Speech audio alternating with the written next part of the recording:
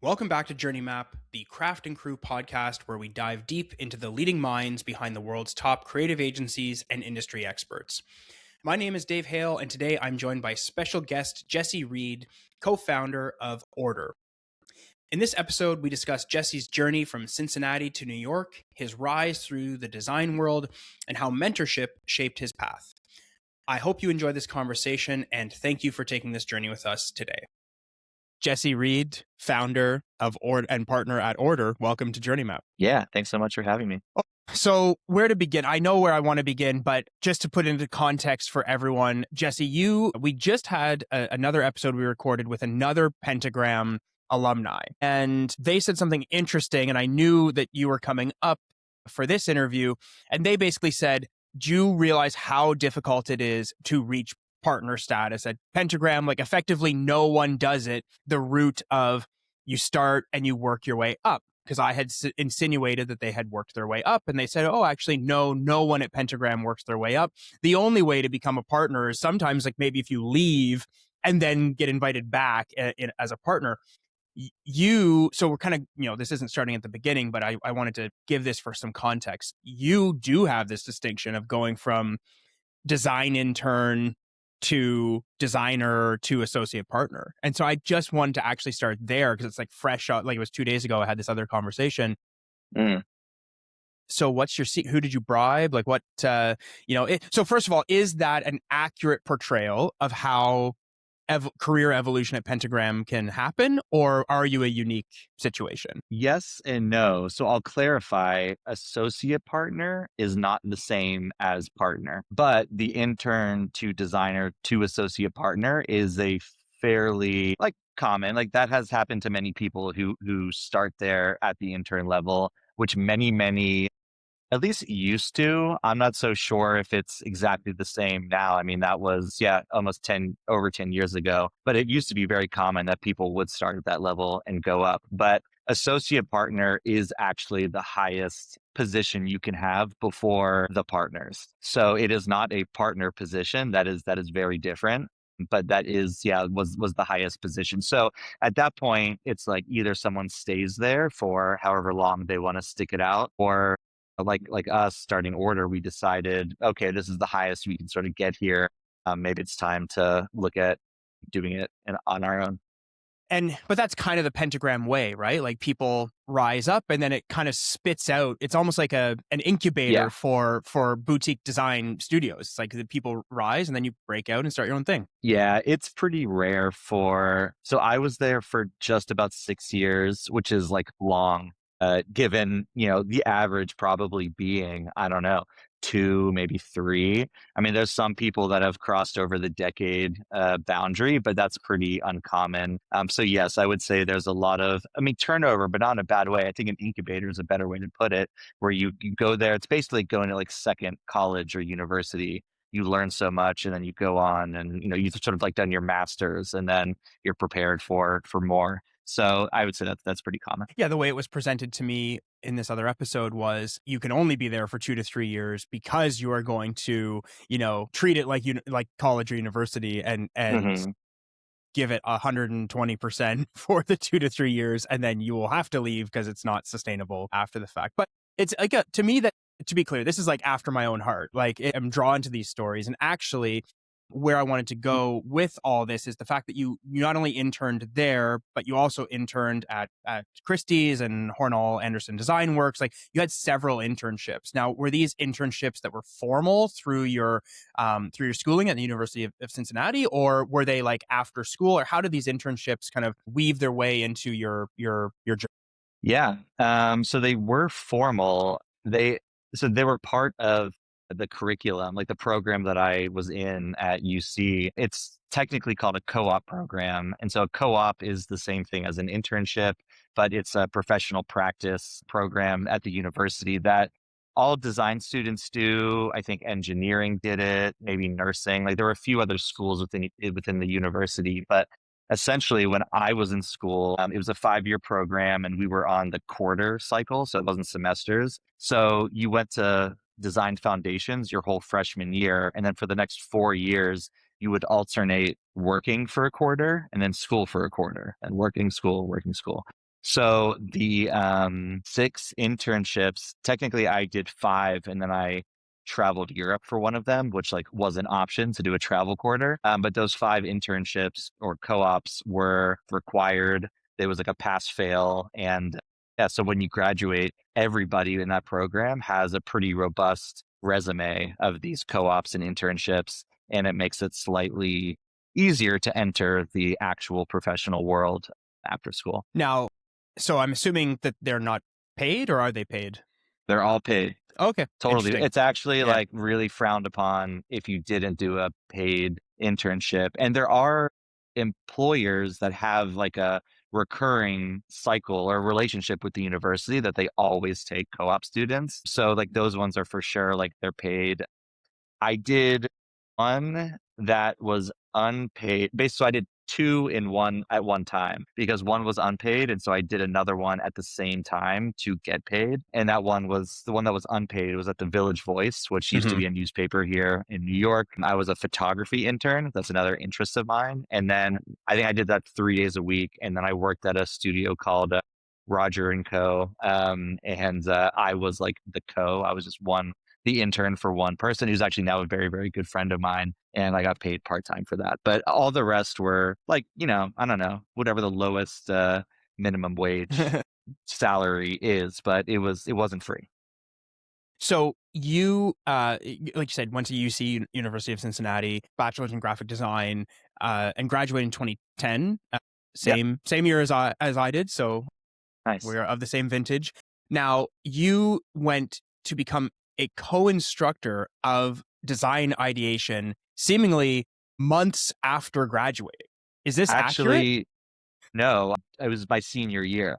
So while I Okay, was in so school, so yeah. actually, so yeah, not only is it not accurate, it's even crazier. I guess so. I mean, yeah, I don't know if they did that normally, but I just became, I don't know, somewhat of peers or friendly with the, directors of the department. And this one particular class they needed, yeah, a co-instructor for.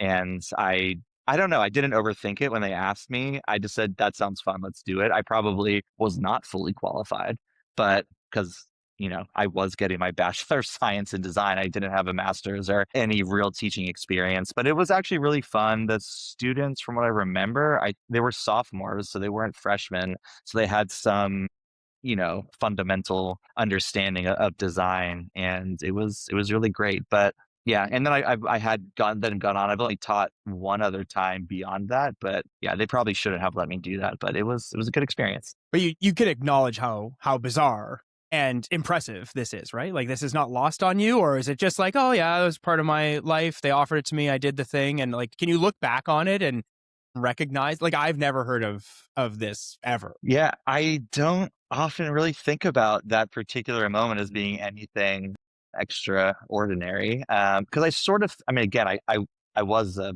bachelor's student, or I was, getting just my regular degree, but it wouldn't be too dissimilar, I guess, from like a master's student teaching a class, which that's more Okay, common. fair enough. Yeah, right. So that's why I sort of like, I guess it was like that. I don't even know what the students thought. I mean, they were all cool. No one gave me like a hard time, and no one sort of said like, you're too young to be teaching this. So it was a good experience from in my memory, but I Yeah, appreciate that. Yeah. yeah, interesting. Okay, so the move from Cincinnati to New York, because like what we're gonna get into is like are objectively, I'm not trying to fanboy out, but it's like you have really like leaned in to being a New York designer. We're going to talk about some of your projects that they're very Yeah. like New York City centric in Mhm. nature. So the move, I mean, it's obviously it's like the move to Mecca, but like the decision, how old were you?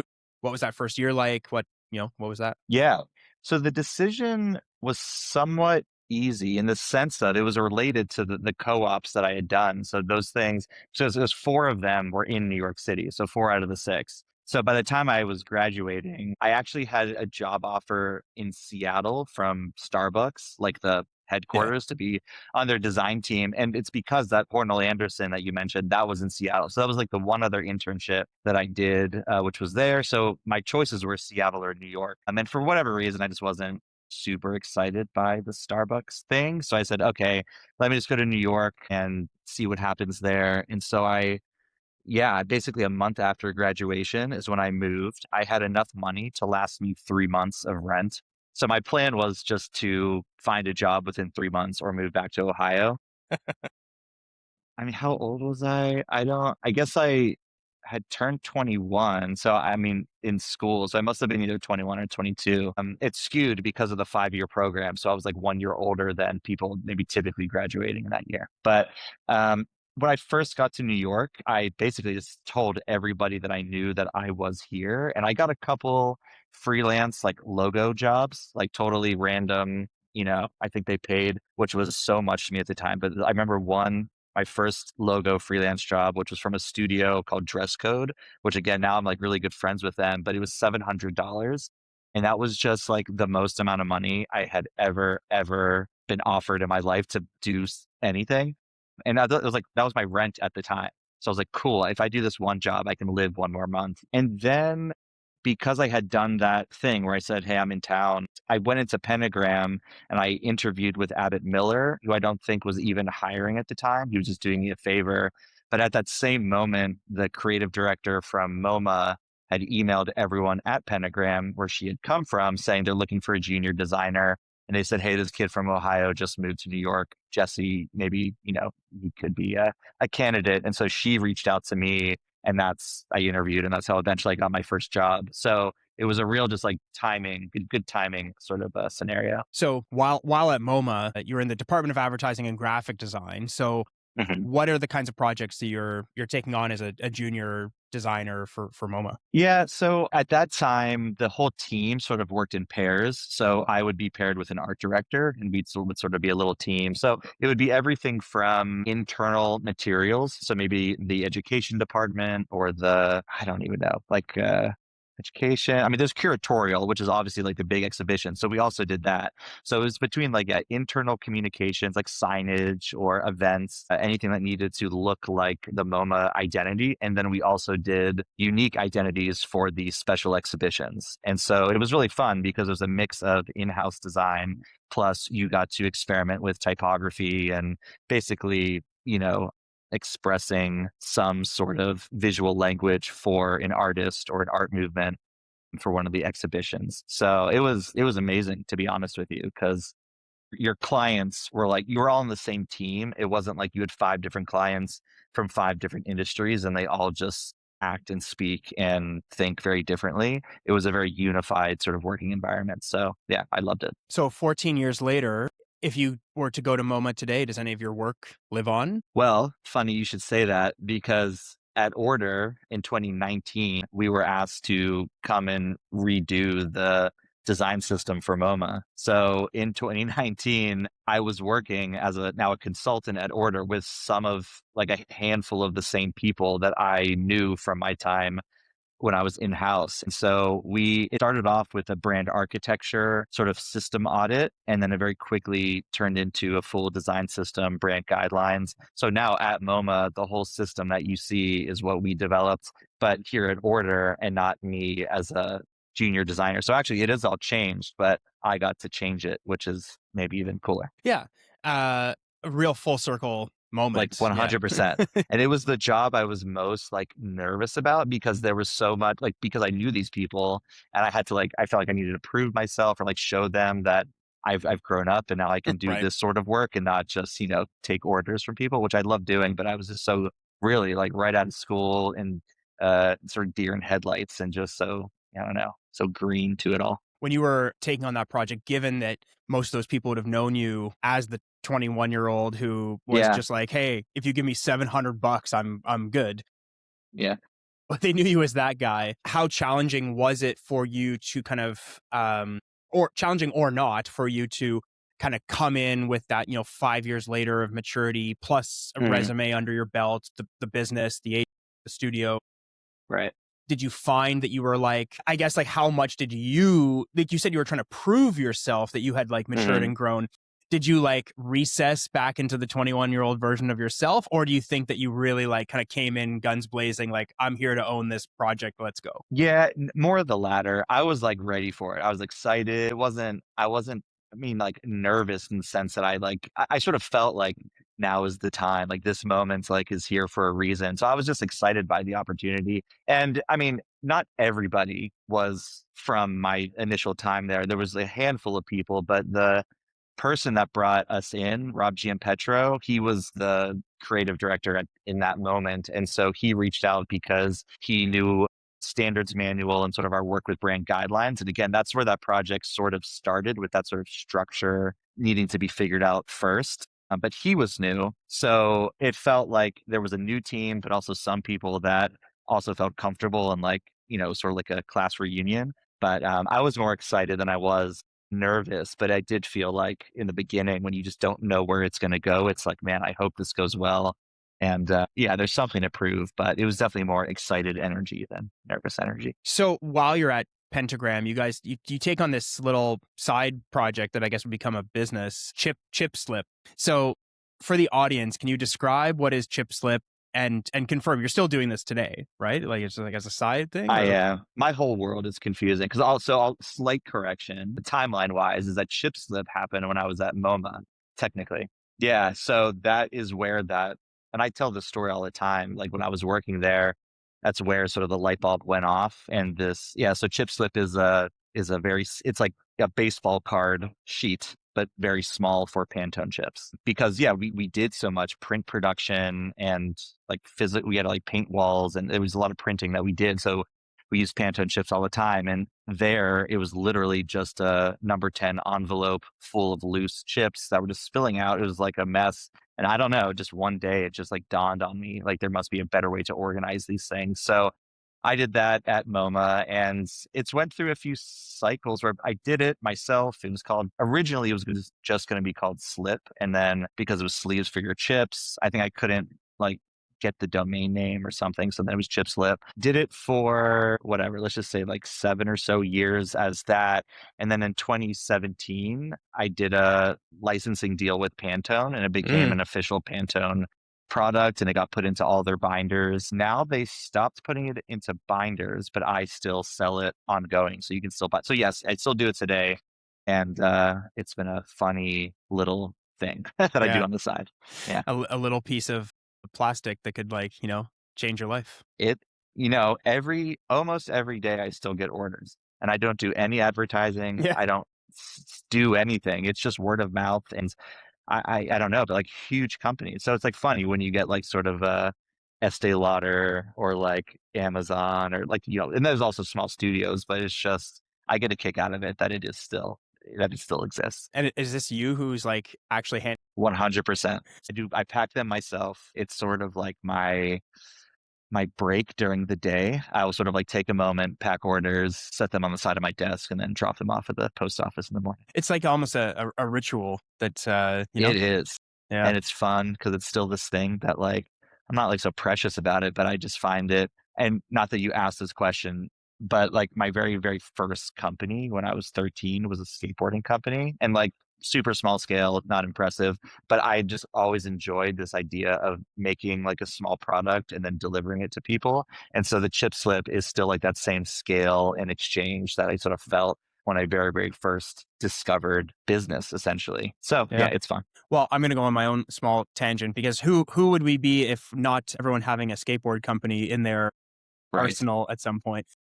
My version was a friend of mine. Well, I guess he technically worked for me at this place I managed when I was younger. And he came to another friend and and he said, "Hey, he's a really, really talented designer. He's actually now like an insanely talented tattoo artist. But he wanted to like make these custom skateboard designs. He's like, but the minimum order is like 1,000 decks or something. Right.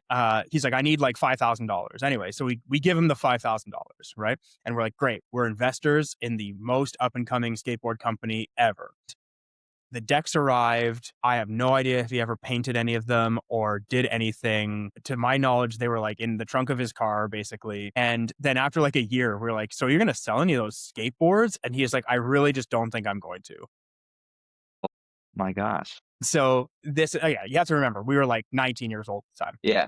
So, and he was probably 17 or something. So I say to him, I'll leave him nameless, but I say, if you do not give us the money back, I will break both of your legs. And whether or not I would have followed through on this idle threat, who knows? But he actually gave a response that I reference like all the time. He just goes, then you do what you got to do.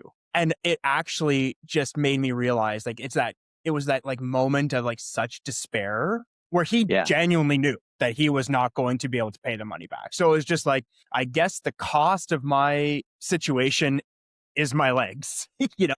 Anyway, so That is wild. yeah. And I reference this story actually like fairly often because it just reminds me of this, like, are you truly at bottom?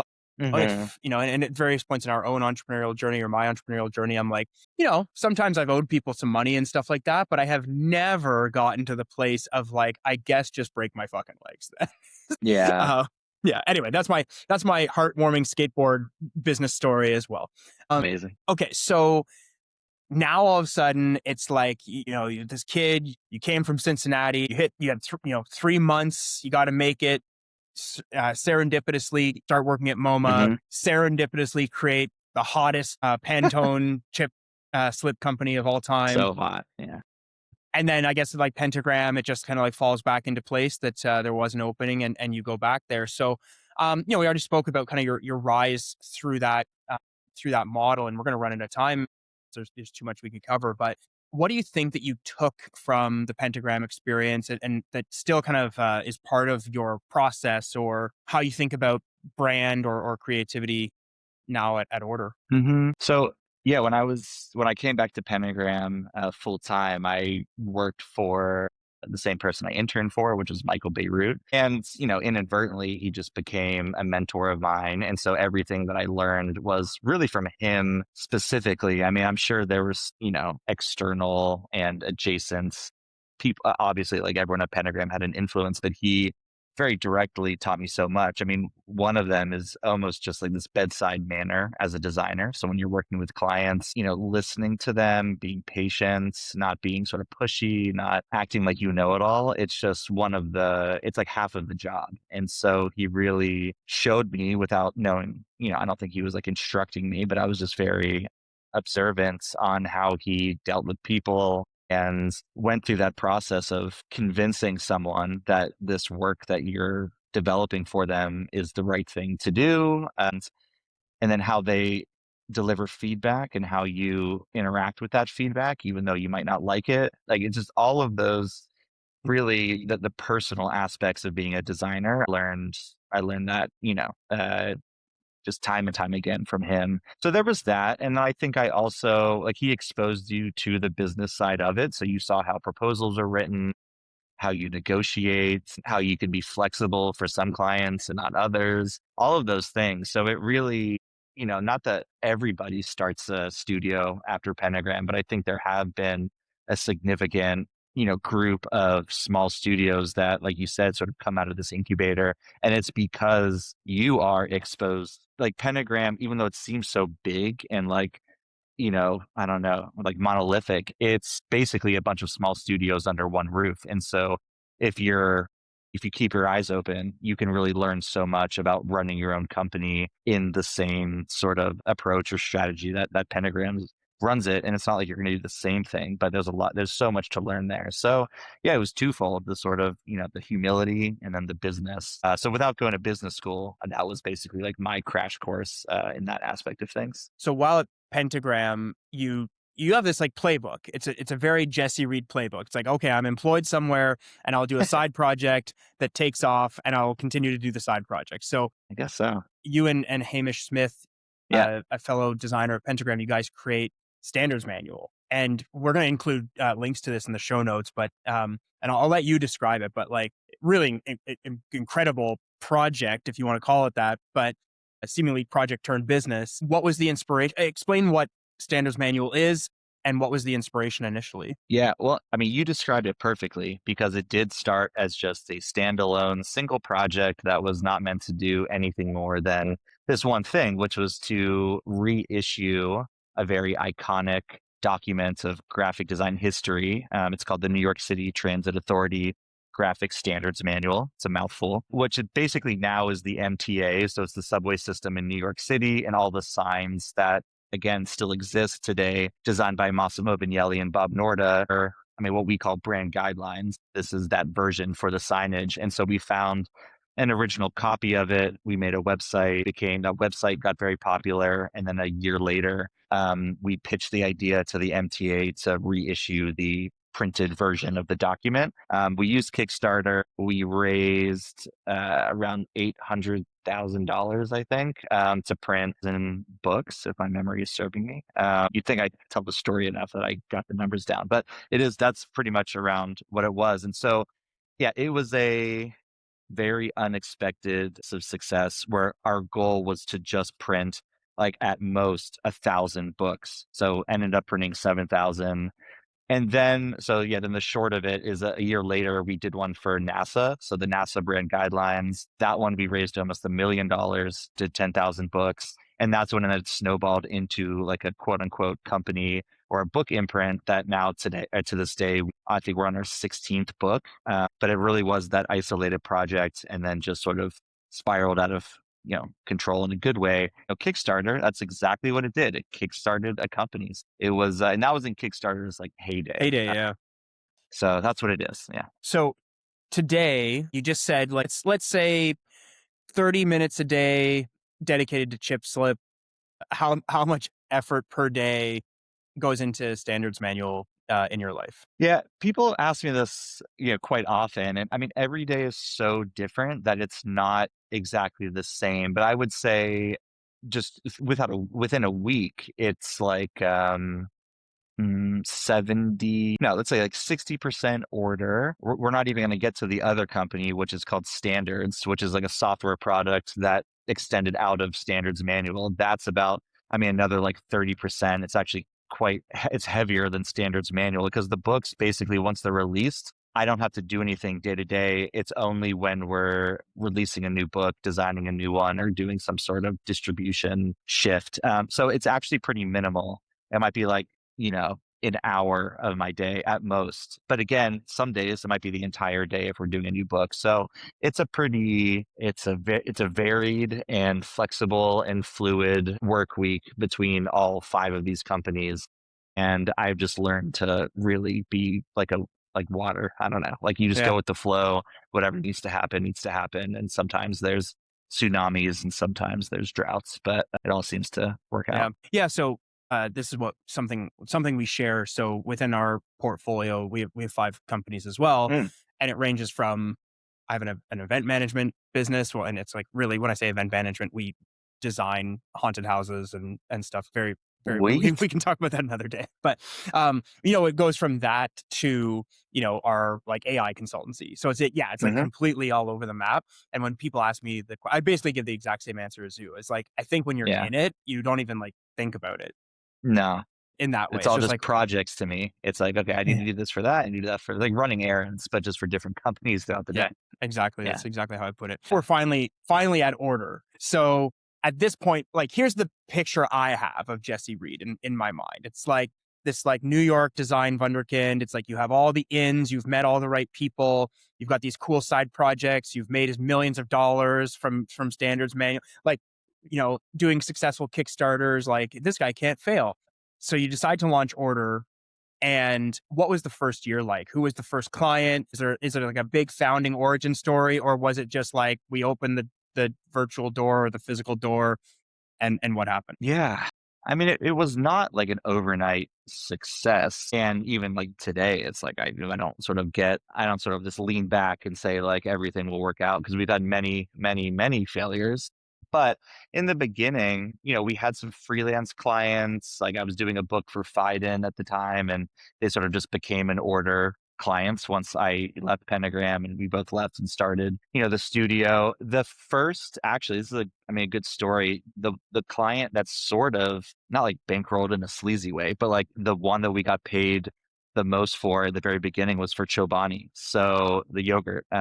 It's before they rebranded and they were working on trying to reimagine the cafes that they have here in the city. I don't know if they've expanded anything anywhere beyond. They might have, but so it was for just Chobani, the cafes specifically, and we worked on it for maybe a month, maybe two, and then all of a sudden the project got killed because new people came in, and then it's when they started the rebrand. And so it's not like it got killed for a bad reason. It was just like this is going to become irrelevant because we're doing a much larger initiative. However, they paid what they said they would pay, and it was enough to essentially build out our office, with the other savings that we had from standards and manuals. So yeah, I owe a lot to Greek yogurt. So Chobani was a big one, like truly at the like start, and then Kickstarter, which is another full circle. They became our client, and we did again. It was sort of like a brand refresh. They had done some work already. The system wasn't quite figured out, so we sort of like refined the system, did brand guidelines,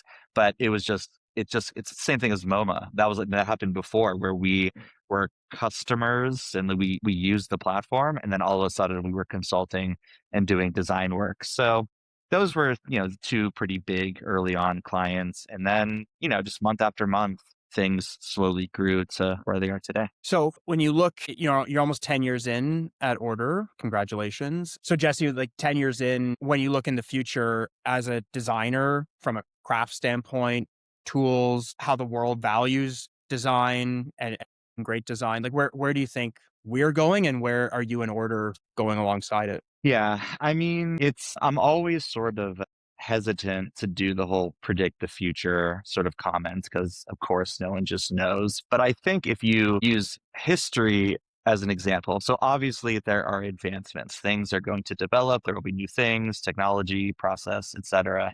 But the fundamentals of graphic design, visual communication, like whatever you want to call it, haven't really changed. And I don't think that's a bad thing. I think we embrace that. Again, there will be new methods and tools to use, but like the fundamental human, psychological, sociological ways in which we approach developing these materials, just it has not changed that much. And so if I think 10 years from now, I don't know if those fundamentals will still be there. And so I don't know what tool I'll be using, but even if I look at, Michael's career and him, like even up until him retiring and all throughout when I worked for him, he was still using a notebook, drawing out sketches, and then having his team sort of, use whatever programs we were using to bring them to life. And he's the most well-respected, designer in, I don't know, the United States, or arguably wherever, we could have that argument. But the thing is, I don't think the tools will drive how design necessarily changes. I think there's just a fundamental foundation that will stay the same, and then how you interpret it, how you change it, how you question it. So I don't know. It's a sort of a roundabout answer because it's just hard to give something direct. I'm a bit of a traditionalist, and I still like big type, circles and squares, black and white, one color. So personally, I'll probably just, ride that wave, and I'm not looking to reinvent the wheel necessarily. And I think that's me. And then there are some studios that are 100% like they have square wheels, triangle wheels. Like it's a different game. And that's awesome. So, I'm going to just stick to the thing that makes me happy. So, there's not that many people who listen to this podcast, but there are a few.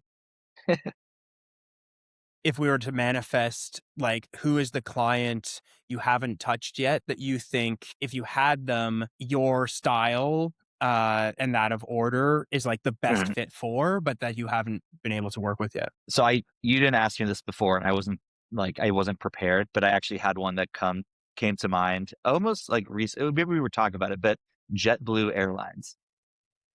I don't like almost like specifically them because I feel like I remember when they came out, and like they actually were sort of one of those pioneers of design in the airline industry. Like the airlines they did not look like they all do today. I don't think they really thought about design. And JetBlue actually they really did. I remember I saw the creative directors do a few talks on the way that they figure out like how big the typography is on the plane to make it way less so that they save on fuel, things like that. Like it always looked good, but Yeah. also was very functional. And I think like they haven't done anything really recently. I always have a very pleasant experience on that airline. I want to do an airline period, but I think JetBlue would be so much fun where they are very functional and really great service. I mean, it's like props to the Wi-Fi always being free and working on jobs. So, that's a client I would love to do some work for. Well, JetBlue, if you're listening, Give call me a Jesse. call. Yeah.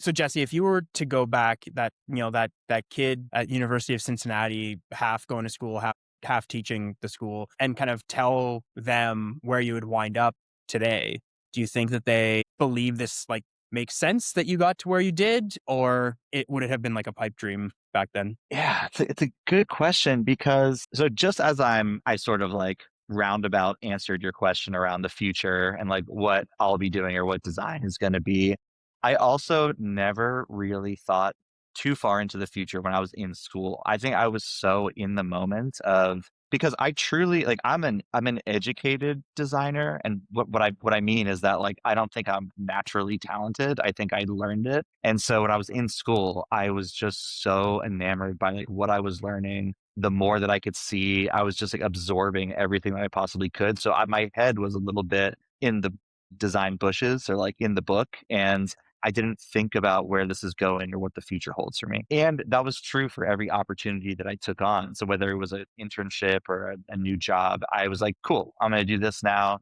and see what happens. But I just didn't think what was coming next. So, if like sort of a fortune teller says that you're going to own all these companies and this is the studio you're running and this is what you're doing, I actually probably would be like, wow, that sounds like a lot. But also this is my personality. Like even as a kid, I was always doing many activities all at once. So it's not, if you knew me as a child or if you talk to my mom, she'll tell you like in the car on road trips, I would be just like surrounded by like coloring books and like arts and crafts and like things. So, but I will say it was never like an ultimate goal to run a studio necessarily. I think when I found out what Pentagram was in school, I did want to work there. I was like, I want to work at Pentagram one day. But to work there when I did, I think was earlier than I'd anticipated. So, yeah, I mean, I wouldn't be completely shocked, but I also wouldn't think too much into it. I'd be like, oh, that sounds cool. Well, that's a good soundbite right at the end. Sounds cool. We'll see. Yeah. Jesse Reed of Order slash Standards Manual slash Standards slash Chip Slip and whatever else you're up to. Yeah. Thank you very much for joining us today, for sharing your journey. We will link in the show notes to all the URLs associated with you. Yeah. Thanks so much for having me. Journey Map is hosted by me, Dave Hale, and produced by the website production company Craft&Crew. To learn more, visit us at craftandcrew.ca. Thanks for taking this journey with us.